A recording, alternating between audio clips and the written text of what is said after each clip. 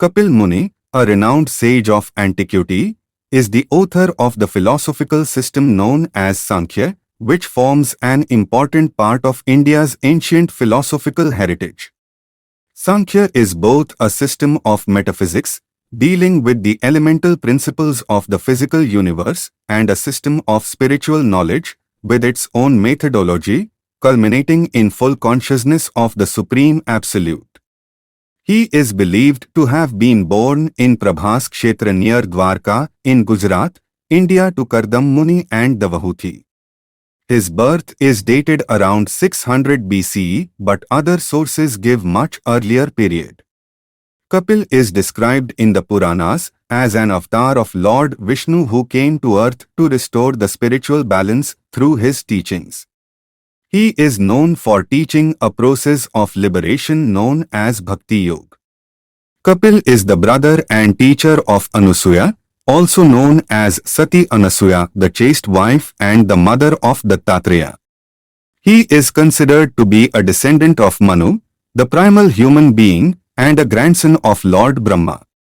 According to the Vedic social system, a man with a grown son may accept the order of sannyasi, thus renouncing all connections with his family and worldly life, and entrust his wife to the care of his son. With this in mind, Kardam Muni took a vow of silence and went to live in the forest as an ascetic, entrusting Devahuti in his son's care. Kapil instructed his mother Devahuti in the philosophy of yoga and worship of Lord Vishnu, enabling her to achieve self-realization and attain moksha, liberation, from the cycle of death and rebirth. Kapil Muni is mentioned by Krishna in the Bhagavad Gita as the greatest of all perfected beings.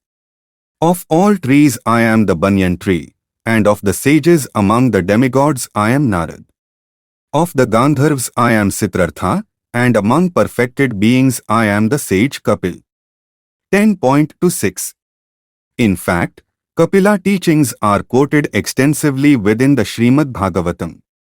In the Mahabharata, 3.107, Kapil is a major figure associated with the descent of goddess Ganga as a river from heaven. King Sagar of Ayodhya, an ancestor of Lord Ram, had performed the Aswamedha sacrifice 99 times. On the 100th time, Indra, the king of Devas, became jealous and kidnapped the horse, hiding it in the hermitage of Kapil Muni. The 60,000 sons of Sagra found the white horse tied beside the meditating Kapil Muni. The enraged princess condemned Kapil as a thief and attacked him. When the sage opened his eyes in anger, his immense power turned the princes into ashes.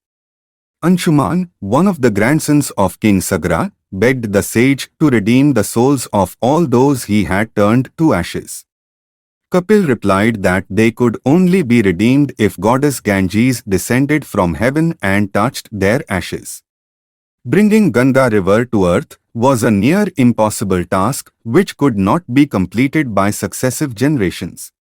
As a result, the negative impact of the dead princes multiplied in their destructive energy and the kingdom began to lose its peace and prosperity.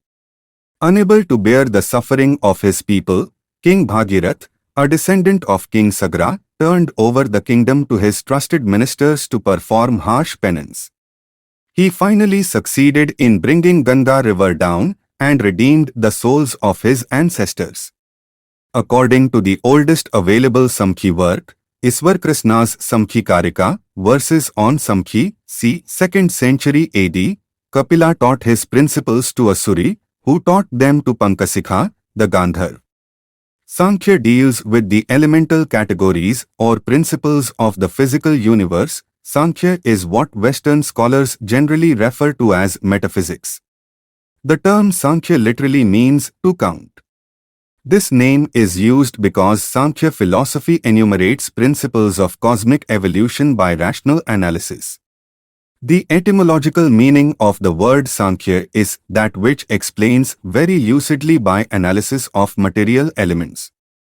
Philosophically, this term is used because the Sankhya system expounds analytical knowledge that enables one to distinguish between matter and spirit. This understanding culminates in bhakti, devotion for and service to the Supreme. It may be said, therefore, that Sankhya and Bhakti form two aspects of the same process, Bhakti being the ultimate goal or ultimate aspect of Sankhya.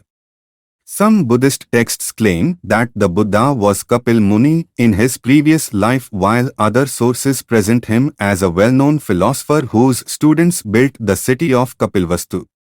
According to one tradition, this city is believed to be the birthplace of the Buddha.